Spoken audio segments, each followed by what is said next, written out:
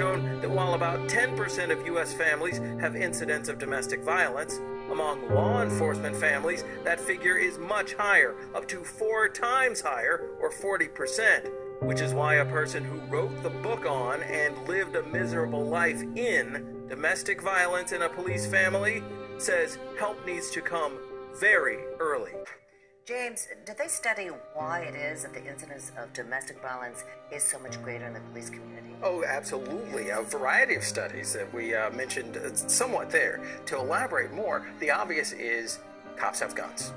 And many cops are very, very helpful and good, but many cops, or some cops, the ones in these cases, use it for ill. And also they are really familiar with the resources, including shelters where domestic abuse victims go. So they know where to go if they're looking for Oh, something. and it has been known that they've targeted them. And one last thing, they, as was the case in Barbara Sheehan's story, her husband was able to say and convince her for a long time that because he's a cop, other cops would cover for him.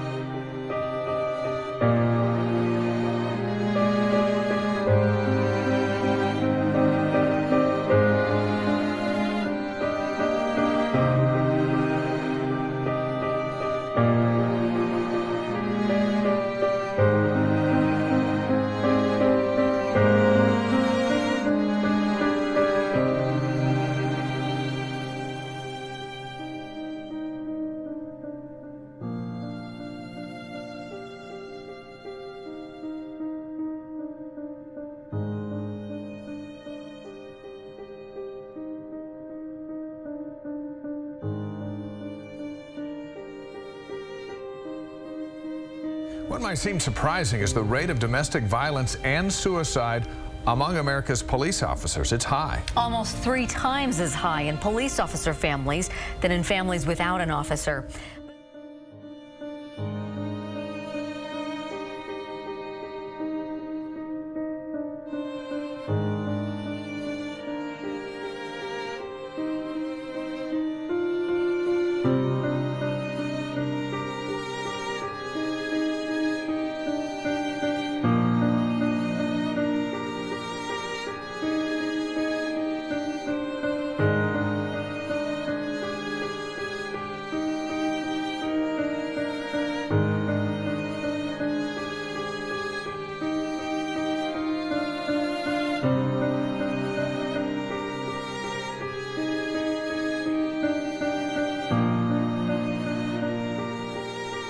A Denver police officer ends up in handcuffs, accused of hitting his girlfriend in the face.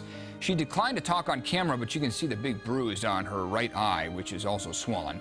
According to a police report, Lane Gardner pushed her off the bed and punched her.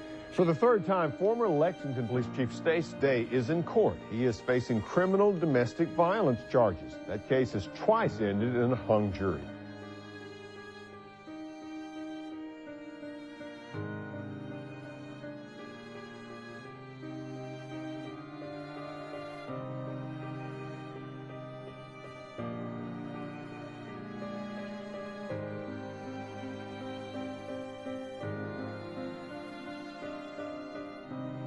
When I today heard the guilty verdict, I had a chill go all the way down my body.